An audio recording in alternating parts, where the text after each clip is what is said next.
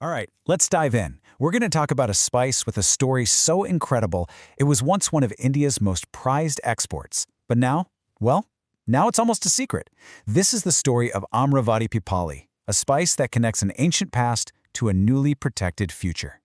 So take a look at this. This is the official logo for Amravati Pippali. And, this isn't just some slick branding. Nope, it's way more than that. It's like a seal of quality, a promise that what you're getting is the real deal, from a very specific place with a story you won't believe. Okay, let me ask you something. Think about the black pepper sitting in your kitchen right now. Now, what if I told you it had an older, more potent cousin? A spice that was a huge deal, a prized export from India, until history just kind of forgot about it. Well, meet Pippali. You might also know it as long pepper. And this is the spice that started everything. I mean, literally. The word we use today, pepper, actually comes from its ancient Tamil name, Pippali. So yeah, we're really going back to the original source here. So to really get what makes this spice so special, you have to understand where it comes from. We have to start with the land itself. So let's head to Amravati and talk about its unique terroir. That magical mix of soil, climate, and place that makes something one of a kind. Our journey takes us to the Amravati district in Maharashtra, India.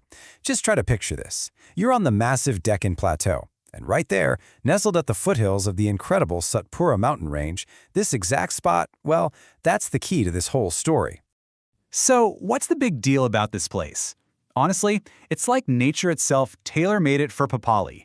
You've got this incredibly rich, deep black soil. The hills are sloped just right, so the drainage is perfect. There's plenty of groundwater, and it gets the ideal amount of monsoon rain. It's really no surprise the area is famous for being a treasure house of medicinal plants. Okay, so we've talked about the land. Now let's zoom in and get to know the plant itself. Let's really paint a picture of this Pippali vine. So what exactly is Pippali? Well, its scientific name is Piper longum. Imagine this slender, really fragrant vine.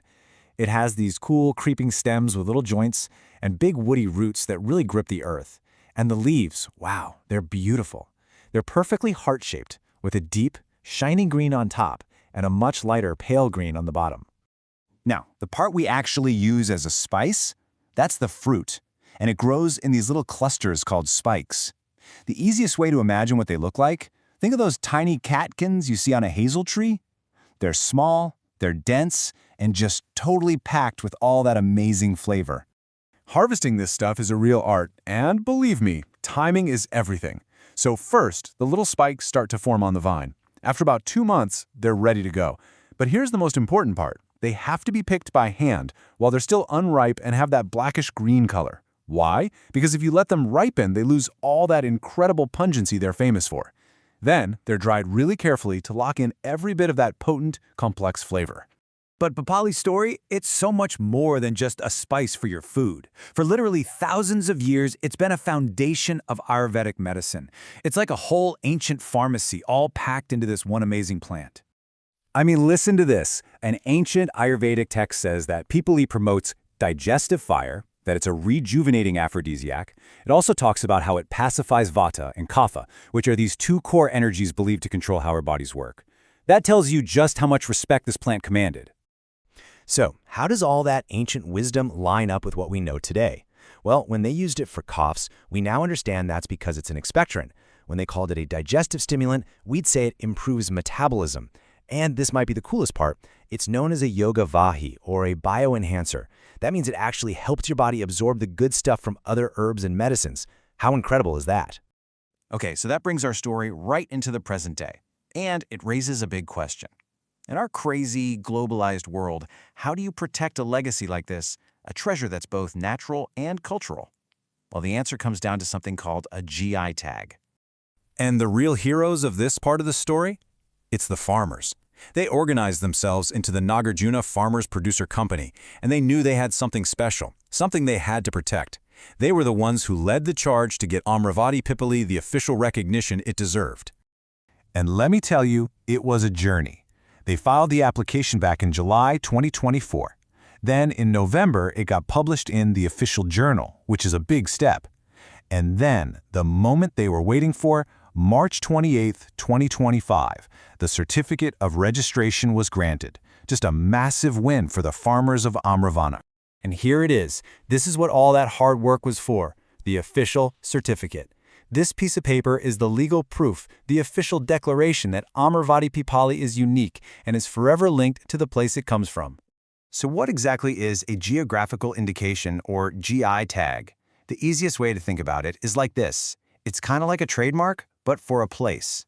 It's a sign that guarantees what you're buying is authentic and that all its special qualities come directly from where it was grown.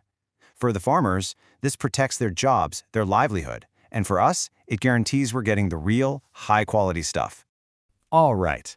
We've looked at the land, the plant, the incredible history, and how it's now protected. But let's just pause for a second and ask the big question. Why does any of this really matter? What's the deeper story here? It's because, and this story makes it so clear, a spice is never just a spice. When you taste it, you're tasting a very specific soil, a very particular climate. You're tasting generations of farming wisdom that's been passed down from parent to child. You're tasting an ancient healing tradition. And really, you're tasting a whole community's identity and its way of life. So when you look at Amravati Pippali, you're really not just looking at a spice, you're looking at a living link. It's a real, tangible connection between this incredible ancient past and a future that's now safe, protected, and preserved for many, many more generations. And that really leaves us with something to think about, doesn't it? How many other cultural treasures just like this are hidden in the foods we eat every single day, just waiting for us to rediscover them, to understand their story, and to protect them? Thanks for joining me for this one.